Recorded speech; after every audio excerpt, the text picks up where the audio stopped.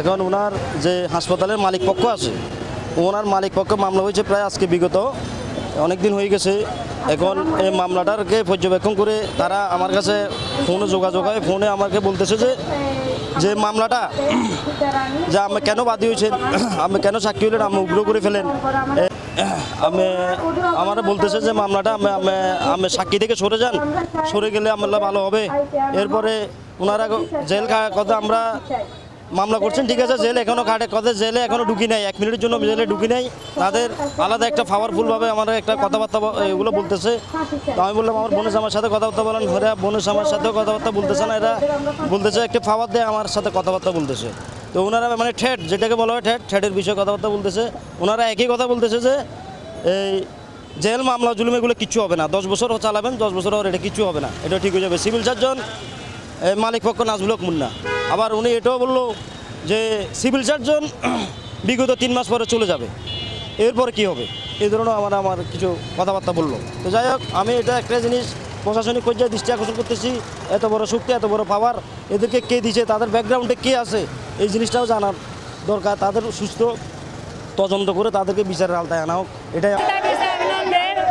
যে চেহারা ফাঁসি চাই না, এরকম আর কি আনন্দের মারিয়ে লাগছে, মারে নয় সানে সিজারিয়ান কোনো বড় অসুখ নয়, এটা সাধারণ অসুখ। তাহলে সাধারণ অসুখ হচ্ছে মানুষ মরব কিলে, এটা কি আজকে আনন্দ নতুন নাকি? আর আনন্দের মাংস কিলে সিদ্ধ হইব, কিডনি কিলে আলাদা হইব, জরার মুখ কিলে ড্যামেজ হইব। এরা আমার কাছে তো এরকম কোনো দাবি দেন না, এরা করে খালি শুধু বলে ভুল চিকিৎসা মারা গেছে, এক কথা ভুল চিকিৎসা মারা গেছে। ও যে শরীরে এই প্রবলেম এগুলো তো তারা কেউ কর না।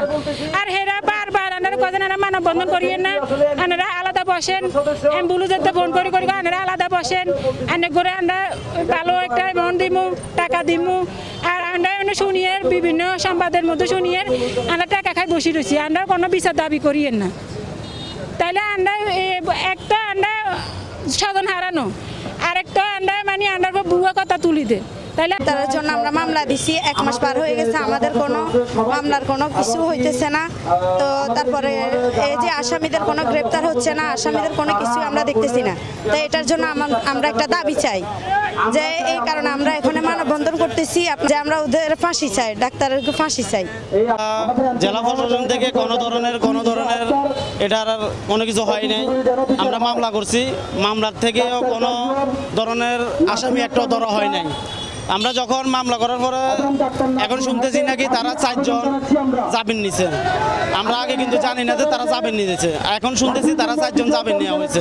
তা আমি চাই যে তারা তখন গ্রেপ্তারই হয় নাই, তারা কিভাবে জামিন নিয়ে যায়।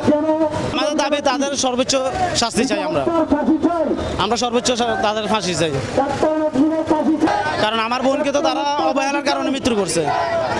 তারা যদি ভুল চিকিৎসা না করতো আজকে আমার বোন মৃত্যুর মুখে যাইতো না। তাদের ভুল চিকিৎসার কারণে আজকে আমার বোন দুনিয়াতে নাই।